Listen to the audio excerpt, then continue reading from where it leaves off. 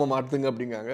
உடனே ஆண்டவர் சொல்கிறாங்க, அதாவது ஆண்டவர் சொன்ன வசனம் பார்த்தீங்கன்னா உபாகம் புஸ்தகம் சொல்லப்பட்டிருக்கு. அதே 8ஆம் அதிகாரத்தில் 3ஆம் வசனத்தில், கர்த்தருடைய வாயிலிருந்து புறப்படுகிற ஒவ்வொரு வார்த்தையினாலும் பிழைப்பான். யாரு? உன்னை பசியினாலும் வருத்தி மனுஷன் அப்பத்தினாலும் மாத்திரமல்ல, கர்த்தருடைய வாயிலிருந்து புறப்படுகிற ஒவ்வொரு வார்த்தையினாலும் பிழைப்பான் என்பதை உனக்கு உணர்த்தும்படி நீயும் உன் பிதாக்களுக்கும் அறியாதிருந்த மன்னாவினால் உன்னை போஷித்தார்.